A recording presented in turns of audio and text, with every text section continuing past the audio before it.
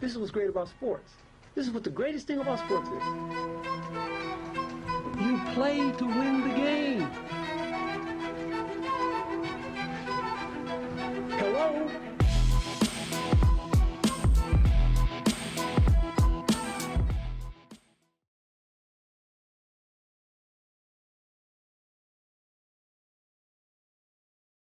And I'm joined today by the host of the After Orange Slices podcast, former NFL cheerleader, Bridget Case. Bridget, how are you today?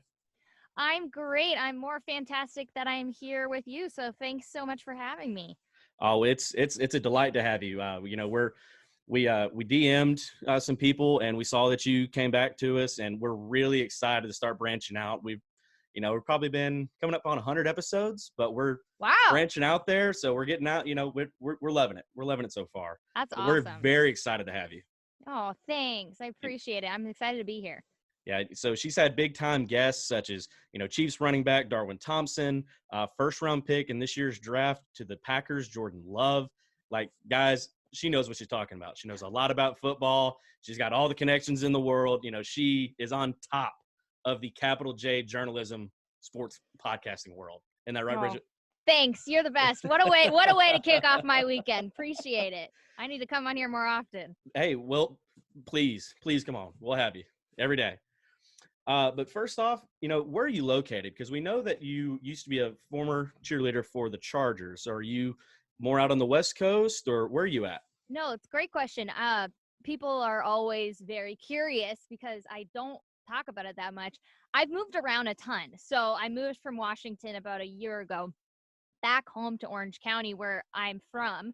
So my parents are down here, and I live with my parents actually right now. I thought it was going to be the worst thing in the world, but it ended up being a huge blessing because I was able to build my studio in my childhood playroom. There you go. go. So I'm very grateful for that. But yeah, I'm actually about an hour from San Diego, where I used to live down in Pacific Beach years ago when I was cheering for the Chargers. So, but it's so funny because now their training facility in Costa Mesa is like 10 minutes from my parents' house. And so it's hilarious that, of course, like once I am back here, they're here. It's just, right. Exactly. Yeah. It's all coming full circle for you. Right.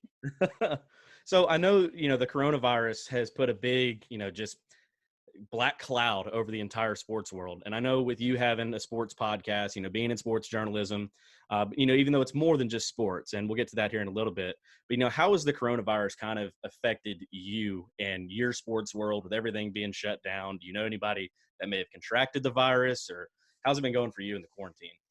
I'm very lucky that nobody close to me, no family has gotten the virus. There's a couple people that, very, what's the word for it? Like 6 degree. I keep wanting to say 6 feet apart, but what is it? Like 6 degrees of separation. Oh, yeah. So I'm thinking of 6 inches, 6 feet apart, 6 degrees of separation. I know people who are, in the hospital right now. So I'm kind of just trying to like support friends right now who are feeling that and are struggling because they can't stay on top of work, or they might have lost a job and are trying to help a family member who is, sick with the virus right now, maybe a grandparent.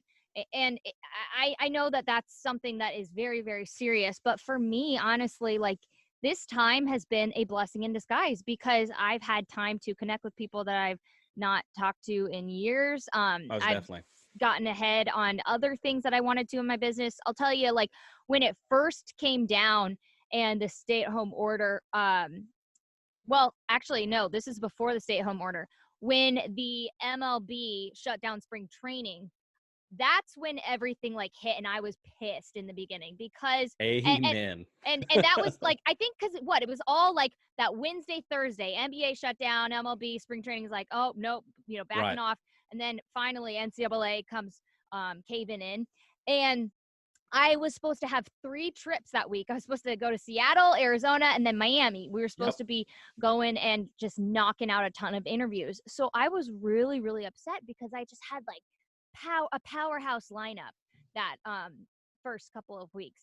So for me, I was just a little selfish at that point, thinking like, man, I had really great interviews lined up. This sucks. I'm not going to have the content. And I had to just look at everything and say, okay, you know what? I'm actually pretty darn lucky that I know how to operate digitally. Right. I know how to function and interview people on Zoom because I've been doing it anyway with people who I've not been able to get in the same room. I've interviewed people from, different countries, and obviously I'm not able to go and fly there and talk to them. So for me, I was like, wow, I have this huge advantage actually. So I can either sulk and sit at home like a lot of people I feel like honestly are doing, or I can figure out a way to get ahead. And so that's what I honestly decided to do. I've got 2 podcasts going on. I've got After Orange Slices and I've got Turbo Talk, which I host with Super Bowl champion Robert Turbin. And so Shout for out. these, so for these platforms, for us to realize, hey, like we have an opportunity to reach an audience who feels stuck right now, who doesn't have something to bond with right now because we're used to having scores, games every day, news, Right.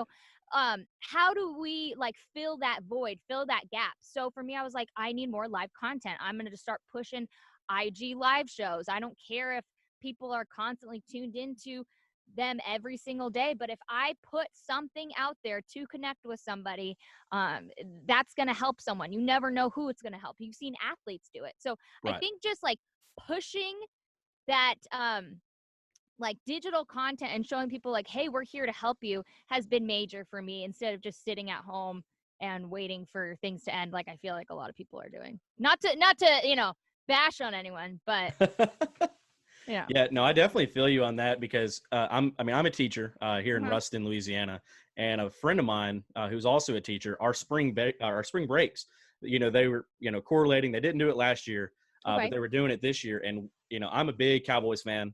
Not too big on the Rangers. I'm a Yankees fan. So, Okay. but my buddy, he's a big time Dallas Stars fan. He's from the state of Texas. He's a Okay. Dallas Stars fan, Cowboys fan, Rangers fan, and the Rangers were opening up their new ballpark this year. Yeah. And they were going to do it during our spring break week, the home opener. And so we were about to buy tickets. Like it was that Wednesday when the NBA shut down, and we were sitting there having a cold beer, eating some pizza, and we were about to buy tickets for the Dallas Stars weekend, or was it Dallas Stars home game, the Rangers game, and we were going to go check out the Cowboys practice facility as well. We're going to check that all out in that week, and then boom, we're so glad we didn't buy it. Everything just shut down all at once. And we were like, dude, just think if we would have dropped the money we were about to drop on those tickets. Exactly. But yeah, it's definitely, nice to have, all this, because that's what we've been doing with our podcast. We've been doing everything digitally. We do everything over Zoom. We've done it over Discord. That's kind of the way that we're keeping in check because we're located in different parts of the state. Mm-hmm. So that's how we've been keeping in contact with each other and, doing separate interviews. So it's real nice to have it. And especially we going into this digital teaching, digital learning, they were all asking me, like, well, how are you going to adapt? It's like, well, I'm already here. Like I have it all set up. Like, right. And they're like, well, how do you do it? And so I had to like teach them how to do it. Right. So it was very fortunate to have all this, so yeah. If you're thinking about starting a podcast out there, don't take our listeners, but it's real fun. It's real easy. It is. But more people are starting them now than ever. Let's be honest. Amazon right now is currently sold out of USB mics. Really? Yeah. Oh my gosh. Yeah, that's it's hilarious. It's incredible. Yeah, because we had one of our buddies upgrade mics, and there was like 2 left in stock of the Blue Yeti. Wow. So, oh my gosh. Yeah, it was. Well, I have an extra Blue Yeti here at home if anybody needs one. So there you go. Well, we'll do a promo giveaway. That's what we'll do. Yeah. So you said that you were on the After Orange Slices podcast. Where does that come from? I feel like I kind of have an idea, but I've been real curious to know the backstory behind that. Yeah, no, it's fun. I always love getting asked this question. So I always think back to the times when we all played youth sports and, think about soccer. You're coming off the field after a game. The team mom brings a snack. Sometimes it's Gushers, Capri Sun, something so 90s and disgusting and wild chemicals. cherry Capri Sun. Right, the best. exactly. The like, best. Exactly. You fold it up, create a cell phone. Exactly. And, but for me, I always remember orange slices. Like that was such a staple, right? As a kid, you would just finish the game and orange slices was it. So for me, I think after the game, after orange slices, and always being that person throughout my childhood, adolescence, as a collegiate cheerleader, and then even into the NFL, I was always that really prepared person that people would come to for food, snacks, vitamins, whenever Right. somebody was injured, whatever people needed. People just knew me. Like they always So called me essentially, you Team are the Mom. team mom. Yeah. Oh You are, yeah, yeah. people Okay. always called Yeah. me Team Mom. So so it just kind of fit, and people realized that. And when I started the podcast, the whole point of it essentially was, well, I'm telling an athlete's journey from their time on the field to off. You know, what does the human side of this athlete look like, right? So, Right. but honestly, like the show has turned into so much more. I feel like that's what every podcast looks like. You begin with this one concept and then it evolves into something else. Right. But I love that. That's the beauty of this kind of content. The hilarious, very ironic part of this all is that I'm actually allergic to oranges. So it's pretty hilarious. I didn't like develop that until I was in high school, but yeah, so it's pretty funny. I do like enjoy the color orange though, but I can't even be in the room when somebody's opening an orange. That is When they're crazy. peeling it open, I've never heard I can smell an orange being in another room, as long as it's like within, a certain distance. I know when somebody's opening an orange without looking.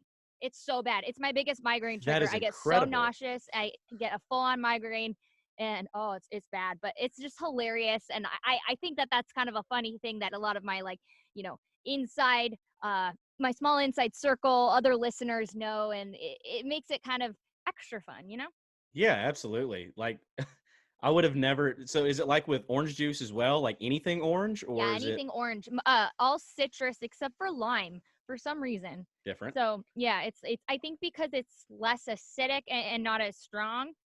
There's something, I forget. My doctor said something about it.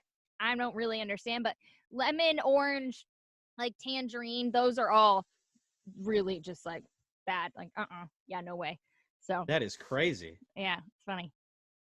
Wow. So you're not allergic to your own podcast, are you? Absolutely not. Okay, No way. good. Okay.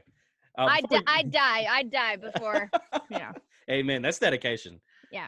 Before we move on, that basketball behind you, what's signed on that? I'm trying to read it, but Oh yeah, it's signed by John Wooden, obviously. no Rest in way. peace, John Wooden. Yeah, signed by the legendary UCLA basketball coach. If obviously he's been gone for quite a while now. Mhm. It's really unbelievable. I can't believe it. But he was such a pillar in my life for such a long time.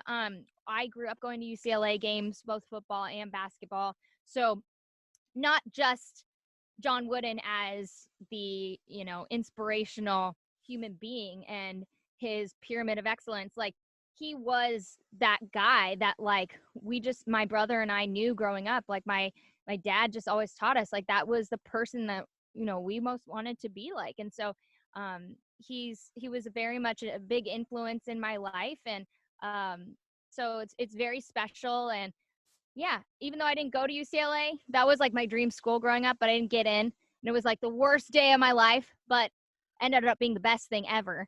But it's just, yeah. So Where'd you end up going to school? So I ended up going to University of Oregon, and Okay. then I cheered there, and it ended up being the best thing ever because my freshman year in 2010, we ended up going to the national championship. So Right. I pretty much lucked out. And then we went to, 3 BCS bowl games, and I had the best time of my life, and I wouldn't change it for the world. So you want to give a shout out to the Ducks Nation real quick? Oh, absolutely. Are you kidding? Well, that makes me even more excited to talk about Justin Herbert here in a little bit. Oh, yeah. But I bet that was amazing for you.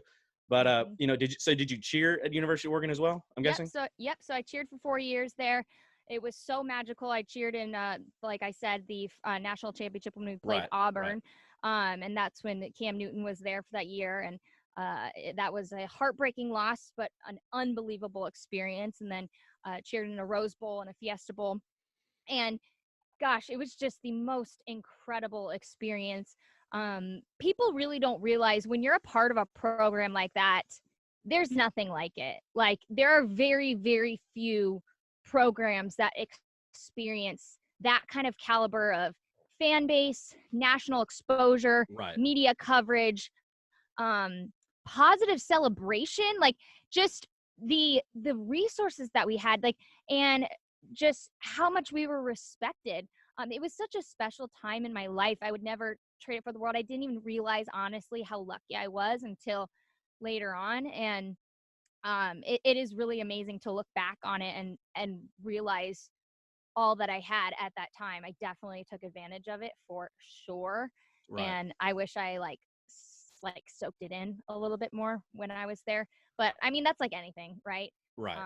But yeah, I mean, I miss it tons. You know, the Oregon cheerleading uniform is in the College Football Hall of Fame. And Yep. so it's just, you know, there are very special things about being an Oregon cheerleader that I think a lot of people who aren't college football fans don't understand. And I will forever, you know, cherish those memories. I've been working on trying to get my uniforms framed forever and put them up, but I just have been lazy. So. Well, I mean, you have some extra time now during the quarantine. So. Kind of, but for some reason I end up busier than ever. I don't know how that happened. So was it hard balancing, you know, cheer, school, and, you know, your social life? You know, I mean, I didn't really play. I mean, I was coaching. I was working my whole time through school. Yeah. And so, you know, with that, like, it was a big stress. But like, yeah. you know, with all the traveling y'all had to do, you know, how was that managing every little aspect of, you know, being a student, but, you know, and a college cheerleader, you know, because, you know, people think, oh, cheerleading is not a sport. And by the way, you said something on a couple episodes ago where you said that, you know, people say that cheerleading is a sport. People that are cheerleaders are the most athletic people ever. Oh, yeah. Like, and because, I mean, I'm a powerlifting coach and I have all my girls, like, we just started up a girls program this year. Uh-huh. And, you know, my girl that won state last year, she was the only girl I had on my team. She was a ballet her entire life. Mm-hmm. Mm-hmm. And that was the only Me athletic thing she's ever, like, she's done. Yep. And I try to tell my girls, I was like, look, how many people in this room dance or cheer? They all raise their hand. You are automatically the most athletic person in the room. You do things in here that some of these boys, I think they're tough, moving weights and everything, they will never be able to do. Mm-hmm. So I applaud that you on said that. Oh, thank you. I mean, I love that. For me, it's kind of just humorous because I feel like I'm in this inside joke with everybody. Like, why even fight it and argue with somebody? I honestly think it's just laughable whenever people do think that, oh, dancers and cheerleaders aren't athletic. And I understand where they're coming from. They see certain things in the movies where there are certain squads in high school. Sure, that's so true. Like, but that's like any recreational sport, right? Where Exactly. And of course, so I get that. It is embarrassing to me, obviously. Not embarrassing, that's the wrong word. But of course, I see some squads that are recreational, and all they do is, you know, like step go and clap team, and say go HOT, team. too hot to handle. Yeah, all that. Yeah. And that's not bad. If they're having fun, Exactly. yes, that is awesome. Like, keep at it. But that does not represent the entire sport of cheerleading or the entire sport of dancers. Like, I think, to me, that is a poor representation. And but I hate wasting my time fighting it because it's so pointless. And to me, I've always proven everybody wrong, as far as, you know, them thinking, oh, well, you know, she's not an athlete. And then them realizing, you know, once they get to know me, oh, like, no way, like, she's stronger than me, or, you know, and I'm obviously not as in good of shape as I was when I was dancing, cheering. There's no way, like, I was way stronger. But, you know, just like you're mentioning, in college, our strength and conditioning coaches, guess what? Same coaches that coach our football team. Exactly. All right? Like, and every those people don't player, understand that. Exactly. Mm-hmm, every football player, this is why I had an amazing experience at Oregon. Every football player was so respectful of our program. It was unbelievable. I am still super close with a lot of those guys to this day, and completely platonic, special friendships. Special, because, like, being a Duck, there is nothing like it. You have this bond forever, but they respected us. And all of my friends, they would stand up for me no matter what. Those guys who are out there on, you know, at that time, the number one football team in the country. Right. They would stand up for me, and they knew how hard I worked. And so, to me, that's like all I needed. Why waste my time, you know, trying to talk to somebody to prove my worth? And so, ignorance is bliss, you know? Exactly. So, honestly, it's like, it's still entertaining that we're having this conversation to this day. But yeah, I mean, there's something so special about what I've gotten to do. I would not trade it for the world. Was that kind of your driving force behind, wanting to be an NFL cheerleader as well? Or, Oh yeah, just continuing because obviously it's a love for the game, it's a absolutely. love for the mat, it's a love for the beam, you have a love for something and you keep on wanting to do that. So is that kind of like your driving force For behind that? sure. Yeah, absolutely. And of course, when I was young, I started ballet when I was 2 years old. It was always a goal of mine to dance professionally. Like I always knew, I was like, I want to be there. I didn't know exactly what that looked like until I was a little bit older. Mm, And I knew that like for me, the NFL was my goal.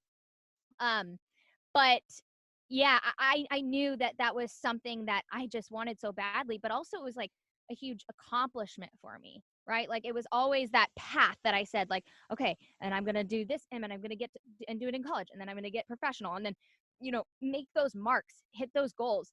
But the hardest part was realizing I can't do everything and I cannot follow my passion for journalism if I'm still going to be an NFL cheerleader. So right. that's when I had to decide to give it up. But also, I had a nagging back injury and it was just time. I was also a little burnt out and most women also stop dancing at a very young age, and people don't realize that even though they do stop very early, they probably were dancing for like 15 years. Right. So I danced for over 22 years. And so that was a really long time that my life was just ruled by that. Like that was my first priority. So it just came a time that something else had to take precedent. I completely understand that. So when you were cheerleading in the NFL, you were with the Chargers, correct? Is that the only Hmm. team you cheered with? Yeah, I cheered with the Chargers. Yep. That was kind of like your hometown team growing up, like your Yeah. favorite. Okay. Right. So Yeah. were you a part of the move from San Diego to? I Because was I'm trying to right. remember what year that was. Yes. So that happened. So they announced it in 2017, spring of Okay. 2017. But I left in 2016. Okay. So I was right before they moved. Okay. And I was there when the Rams announced that they were moving. Okay. And I remember though, we were there when they were making the first decision of, I think it was like when they were making the first proposal of trying to share a stadium with the Raiders. And I remember it was like Pro Bowl weekend. My coach was like getting ready to type an email to all of us, like everything getting ready to move to LA and stuff. And then and it didn't happen. Obviously, like at the time, we were super grateful, and then we thought that that meant, like, I talked to a ton of inside sources, Mhm. honestly. Like it came from a lot of people in the Padres organization and government guys, like in downtown San Diego, Right. who were working their asses off to get the stadium built. So I actually was a part of a couple events for the Save San Diego movement, and it was looking like it was going to happen. But when the vote didn't pass, mostly because of the mayor there, and just taxes, that was such a heartbreaking time. I think like people will never understand that money really does make the NFL go round. It It does. It doesn't, absolutely does. yeah, it doesn't have to do with the fact that San Diego can't get as many fans as Green Bay does to a game. Okay, you know what? Green Bay is freaking freezing. They also have nothing else to do but go watch football. And I Exactly. love that about Green Bay. Like, I think Exactly. that's amazing. Like, that makes an amazing fan base. Well, they have But cheese to eat too. They have cheese. They exactly, have they cheese and do. football. But what more do you need? Exactly. Right, exactly. But for me, I think about like, okay, in San Diego, how many other things are there to do, right? You can go and surf, you can go to all the beer tastings. There's just so many other things that are so distracting there that it makes sense that you get fair weather fans, right? And Right. especially if you're not going to be winning as much.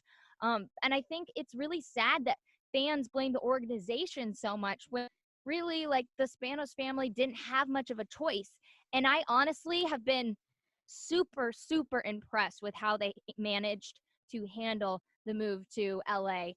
Even though last year did not go the way we wanted to, didn't even win a division game.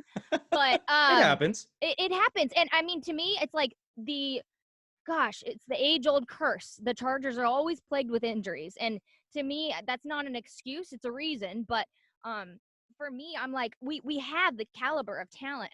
I mean, sucks that Melvin Gordon left and went to the Donkeys, but it's just one of those things that, like, I really do believe that this year will be very special. And I hate that people say, oh, like, you're such a traitor if you were a San Diego fan and then you're on board with them in LA. And I'm like, that means nothing. If people really realize that San Diego's actually not that far from LA, it's really not that far, Right. honestly. Like, then people could just take a chill pill and realize we're about to have a really freaking cool stadium. It's awesome. Have you seen it yet?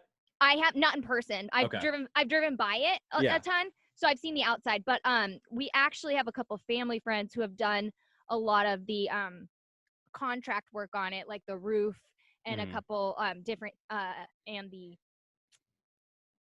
I don't remember the exact words, but like making stuff happen, and it's pretty incredible. And I'm really, really impressed. I mean, the technology there, I think that, like, you don't even have to be a fan to want to go and hang out at that stadium. And that's what's going to make it pretty freaking magical. Because get the Hollywood stars there. If you're going to survive in LA, it doesn't matter really, honestly, if you win or lose. But if you can get celebrities there, people will follow. And the Chargers have done a really, really good job at stepping their social media game up. They used to suck at it, honestly. Like, when I was there, they sucked. They were horrible. We weren't even allowed to post on social media at that time. Now Really? The Charger girls are. Yeah, it was horrible. The cheerleaders were not allowed to post. We weren't even allowed to say that we were part of the organization. We weren't even allowed to have your full name on social media. Yeah, it was rough. But now, because I think so many NFL organizations realize the power of social media and the power that athletes have, the power that cheerleaders have, anybody who is who has a presence in the sports world. Like, honestly, that's why influencers are so successful. So those are going to be the people that get them to the games. And so I've been very, very impressed, especially during this time of quarantine, how people have stepped it up. A lot of NFL teams have gotten very creative. And that's how you're going to get people to the games. People keep thinking, oh, well, they've never been able to get people to their home games anyway. I'm like, who cares? As long as they can fill seats because the stadium is going to be awesome, doesn't really matter. And exactly. I think that that's going to be it. Yeah, that was one of the bigger questions that my co-host Jonah, he wanted to ask as well, because he's actually going to go see the Saints. He's a big time Saints fan. Yeah. He probably sees maybe 8 games a year. Oh wow! Yeah, he goes to a lot, and he's actually going to travel to Vegas this year just to see the stadium. Oh yeah! So he's super excited for that. I've seen the outside of the Raiders Stadium. Yeah. Oh my gosh! It's impressive. It looks like Darth Vader has landed a spaceship right there. It is unbelievable. Like, it shines. You're right there on the strip. Like, the location is perfect. I'm so excited for this year. It's going to be awesome. It's no Jerry's World, but it's no Jerry's World. But I think it's going to be a high competitor this year because you cannot compete with having the Vegas Strip. Exactly. Right there. There's no way. Like, I think that's the main reason why because I'm also a Golden Knights fan as well. I hopped on the hockey train late, and so I was like, well, brand new team, brand new fan, might as well. Yeah. And so I got to see them 2 years ago when they came to Dallas. They didn't come to Dallas last year, but hopefully once it all gets – and I was going to go see them this year, but, of course, coronavirus came in, shut everything down. So, but let's talk about your other passion that you had. One other thing that I noticed about you and some other things you talk about in your podcast is you're a mental health advocate, right? Mm-hmm. So kind of tell us about your passion behind that. What kind of drives you, with that? Because I know you talk to some athletes about, after orange slices, after their careers and what they do afterwards. Because a lot of people don't realize that, these athletes, they're humans too. Like, they actually have other things going on in their life. Right. So kind of tell me about, your passion behind that.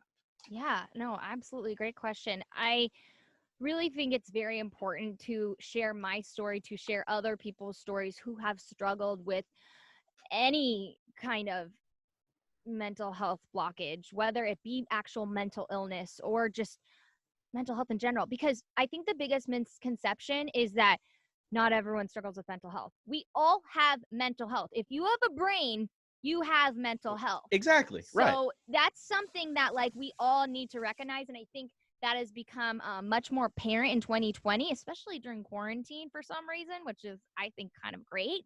But there are people who struggle with it more than others. For me, I have struggled with depression and anxiety my entire life, very, very severe clinical depression. And it wasn't until I got on meds and, saw a psychologist regularly that I was able to really get myself in check and figure things out. And I really do believe like it is a chemical imbalance. It is something that you have to figure out, and there's nothing wrong with you. But to me, I always felt so like there was something wrong with me. And I felt like I could never talk to my teammates, and I would just cry at practice for no reason. Like there were so many things that were going on with me that made me feel like I was such an outsider while I was cheering. Like it was really scary for me, and I just felt like I didn't know how to communicate my emotions. And I've spoken to a lot of other athletes who have felt the same way, and honestly didn't really figure everything out until they left their sport. For me, I figured most of it out, like at least like I figured out like the whole medication part pretty early on, but I didn't figure out who I was really until I was about a year out of retirement, because your identity is stuck to your sport for so long. And when Right. you lose that, I mean, it's scary. And even if you think you're going to be successful in another career path, let me tell you, you got to start from the bottom all over again. Unless you are, part of the 1% that's going to get an immediate job at the top. Right. It's not going to be easy. And you're going to be thrown back into every single trigger that sets off whatever your mental health struggle may be. Exactly. And that's one thing I tell my kids daily, whether it be powerlifting or football or softball, when I helped out with softball, do you want to be remembered for so-and-so, the football player, or so-and-so, the powerlifter, so-and-so, the dancer, or do you want to be remembered as so-and-so, the great person, or so-and-so, the wonderful citizen? How do you want to be remembered? Right. And it's much more important to focus on those things that are going to take you, excuse the pun, but after the orange slices, Yeah. and, be more focused on who you are as a person, because nobody knows yourself better than yourself. And if you start feeling yourself, kind of, dipping down, and you wonder, is like, okay, something kind of like you said, like something is wrong. Like, it's okay to talk about that. It's okay to find help. Exactly. Yeah. It's okay to not be okay. That's perfect. Exactly. Yeah. And I hate when people are like, oh, well, reframe it, like, oh, just have a positive attitude. Guess what? Not everyone That's the worst can thing just to do that. say. It is the worst thing to say. It's the worst thing to say. It is. And I just want people to know, like, hey, I'm a human. I go through things. So I'll get on my Instagram stories and say, hey, I've had a shitty day. I am going through these things, or I just came out of therapy, and even though we're in quarantine right now, I FaceTime with my therapist right now once a week to make sure that I am not falling off the wagon. And for me, that like just helps me know I'm staying accountable. And I think the most amazing thing for me has been since I left television, because my last gig, I was a sports anchor, and I missed that terribly. And it honestly happened by accident that I got into the digital world. But once I dipped my toe in, the more I realized, whoa, the future of journalism is all online. Where are kids these days? But I realized, wow, I've never been able to share my true story while I've been on the desk, while I've been cheering at an NFL game, because I'm always having to put on this front, as the beautiful girl who's talking about sports, whatever it may be. I never really get to say, hey, I'm deal with depression, like you can never say that on TV. Right. So now I get to be fully transparent. I'm in control. And guess what? That resonates with people. Right, Every exactly. time I get a DM from somebody and they're like, hey, oh my gosh, your post was so inspiring to me. It helped me come out to my parents. Or, hey, you like your last episode, it made me think that I need to go get help. And so I contacted a therapist, whatever it may be. Honestly, like that is everything to me. If I can just help one person, my job is done. And I really was down on myself, honestly, when I thought I was going to be headed to another big network after my last gig. Didn't end up happening. And, I got stuck moving home with my parents, and I was waiting for calls, and I just was kind of pissed off enough. That's honestly how I started my podcast. But it was the most magical thing because I realized I think I'm supposed to be on a mission right now to help people. Right. And that's always what I wanted to do, was marry my talents and my passions for telling stories with helping other people, and realizing that I do have a voice, and somewhere, like, I have this platform now to finally do that. And I've never been able to do that. I've never been able to really share my story, about me. I've always been, just going through the highlights of every, game. And I love that. I love it. But also, what resonates with people when they read an article, listen to a podcast, watch a show, is the one person who strings everything together. And that's usually like the host or whoever is on there every single time. And so they want to know you. And that's why brands are putting people in front of their products now, Exactly. because they want to know you. And Right. so for me, I realized, wow, like, there's a huge connection with my mental health and feeling positive about helping other people and connecting it with my passion for writing and chatting and talking and telling stories. And honestly, like, even though there are some days where I feel like, wow, I'm not on TV anymore, that sucks, I realize I can reframe that and think, I'm part of the future. Digital journalism is where it's at right now. And I am helping Mhm. people every single freaking day. And that's why I see myself as a mental health advocate. And it's so important to me. Well, I know all of us from our network, we definitely applaud you in that. And, it's definitely amazing because you don't really see people out there, that are trying to help others and get things out of them and talk to them. And, there's really not a whole lot of people out there, Thank you. So we definitely applaud you for that. And, it's completely awesome what you do with that. Thank you. Well, I love it. It's fun. I know we're kind of getting close on time here, but let's talk a little football. I know you're Oregon Ducks alum. I know you're a Chargers fan. So you were probably over the freaking moon when they announced Justin Herbert to be maybe the quarterback now, but definitely the quarterback of the future of your Bolts. So how are you feeling? I want to hear your draft day reaction to that. Oh my gosh. Well, I had this just feeling that it was going to happen. He was such the perfect replacement for Rivers. They have such similar body types, and Philip Rivers was such a staple for the organization. He was there for 16 seasons. Like, honestly, nobody has that kind of representation of a brand like that is an NFL like franchise. It's pretty amazing that he was able to represent a team so positively like that. Like, so to make a departure and then find a new quarterback is tough. I just don't believe that Tyrod Taylor is ready to lead the Chargers as they like enter, a new stadium. Right. And He's a bridge quarterback. He's the perfect bridge really quarterback. is. Totally. He had his time starting with the Bills, and he is a vet technically. But I don't really believe that. I don't know.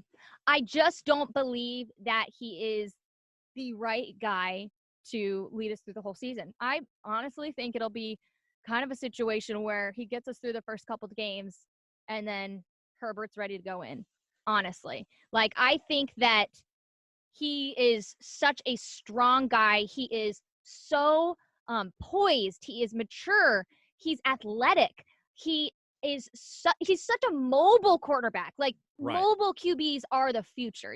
Everybody's constantly been trying to find the Russell Wilson, right? Like, exactly. Honestly, he's a fast decision maker. I think that really he is the future, but why not get started with him now? It's one of those things where, well, like, everybody kind of in the AFC West, except for the Chiefs, is figuring out their QB situation. You know what I mean? Like, there's nobody that really has it all figured out except for the Chiefs. So the Chiefs kind of hit a gold mine. Absolutely, they did. And so there's and I'm not arguing that. There's no way, absolutely not. But Yeah, I what I would really love to see though is I would love to see Justin Herbert starting, and then I would love to see Marcus Mariota take over for Derek Carr for the Raiders, and I'd love to see a duck face off in the AFC West, and that would be super fun for me to see. I think that Marcus Mariota he has the talent. Obviously, I think it's great that he left Tennessee because might not have been the best place to get booted back to backup, but I think that he's got a chance to prove himself, and so both of these guys really do. But well, if the Tennessee Titans want to spend all that money on a quarterback that's on the north side of 30, has had one amazing season in his 7 seasons that he's been in the NFL, move, and not pay the offensive line and franchise tag the leading rusher, whatever, then they do what they want. Yeah. But exactly. I would love to see Mary, because I'm probably the biggest Derek Carr hater on the face of the planet. Like, I'm a good quarterback. I don't care. Right. He's not. I thought when Mike Mayock made the move to the office, I thought that he would be out. Honestly. Yeah, exactly. So I was really expecting, because Gruden is a showman.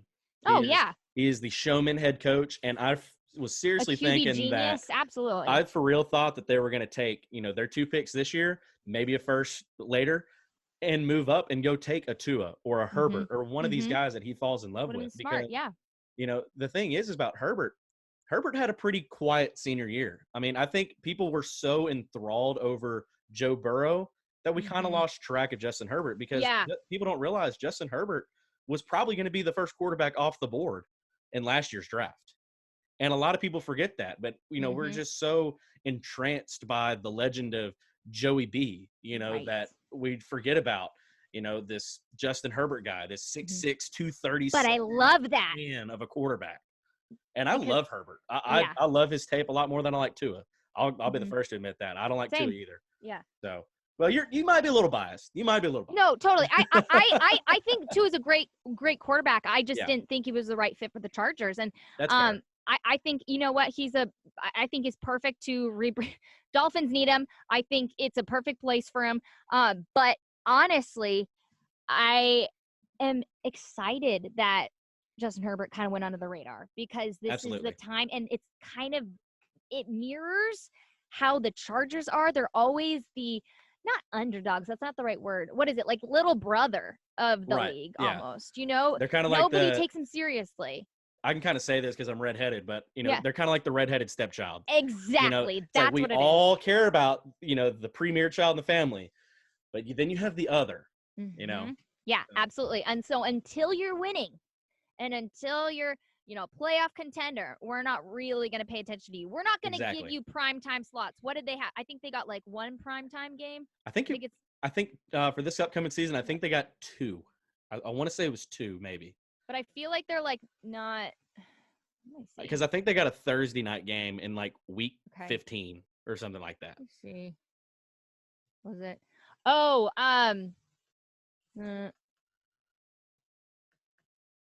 yeah, you're right. In December, they're at Raiders. Yeah. Thursday night. So it's the garbage bowl. I mean, it's. Yeah, it's just. So I don't know. But again, like those things don't come until you're winning, unless you're the Cowboys and you get numbers no matter if you suck or not. That's fair. Yeah. So that's why I think it's the perfect time to silently develop Justin Herbert. It really is the greatest time to do that. I think he's going to make I think he's going to make a splash like, Baker Mayfield did. We have Tyrod Taylor starting those first, 5 games, and then here comes week 6. I think it was week 6. And, at halftime, Tyrod's having a tough time. Baker comes in and he provides that spark. And then once you have that spark, you get a whole bunch of hype. Hype brings in money. Hype brings in people wanting to come in. They had OBJ. They made all these trades. And, of course, it was a bad year. But I don't believe in Freddie Kitchens, but that's a different story. Yeah, exactly. But, if you have a little spark, that spark brings in hype. Absolutely. And a little hype can go a long way. Absolutely. A little hype can go a long way. It's different, though, when you have such dedicated fans like Cleveland. But hype in LA is like very bandwagon-esque. Like, oh, you're winning. Oh, you're doing great. Okay. Oh my gosh. Yes, I've been a dedicated fan forever. You know, Right. so it's one of those things like I'm pumped to see all of these people come out of the woodworks once not only the Chargers start winning, but also just the glitz and glamour of the new stadium. I think Right. people are going to come regardless. And also, like, I don't expect the Rams to be that good this year. Don't understand even why they got rid of Todd Gurley. Like, that to me was a big mistake. Right. And their new logo looks like poop. It's I don't even understand I what it is. thought And they it were looks trying like to a copy Charger. exactly. I thought they were trying to copy Yeah. the Chargers for a second. I I was like, don't understand. did y'all forget what organization y'all are I in know. LA? Like, So I kind of think I'm like, whoa, you just totally did that to yourself. So all I know is that they just need to bring back the original lightning bolt. I like the one that you have back there on your wall. I absolutely love that helmet. It's so iconic to me. totally. You know, just having that navy blue and then boom, right there. It's a lightning But bolt. I I love do that. love the powder blues. Like I do I like the am powder blues. so stoked to Because see the I'm a powder blues. Louisiana Tech graduate, and we have Uh-huh. those, you know, those powder blue jerseys back when Kim Mulkey was around, you know, and we were fresh. winning. Oh man, it was that powder baby blue. Mm-hmm. There's just something about it that just, Yeah. it gets me fired up, you know. Exactly. Oh, I know. I can't wait. It's gonna be so good, and I think it's like the perfect transition, especially heading into a year with the new stadium. Absolutely. Well, all right, that's about everything I have. This was awesome. It was great having you on. Thanks for taking time out of your busy schedule to come and join us, answer a few questions with us, and Yeah, it was anytime. and hopefully we can have you back on maybe during the season. Yeah, I'd love that. If we have football, which by the way, stay indoors, stay inside. That's all I'm saying. I don't know how many people are gonna listen, but Probably not. Yeah, they're probably not a whole lot, but that's anyway. what podcasts are for. So Exactly. We need content to talk about, though. it's true. That is true. Anyway, Bridget, it was awesome having you on. Where can people find your show? Yeah, absolutely. Both my podcasts, Turbo Talk and After Orange Slices, you can find anywhere you get your podcasts. But of course, you can find me on Instagram at After Orange Slices. All my information is on there, and I'm on Twitter also at Bridget Case _. All righty. Well, thank you, Bridget. Thank you so much, Jacob. This was awesome. Yes, definitely. You have a good one. Stay safe.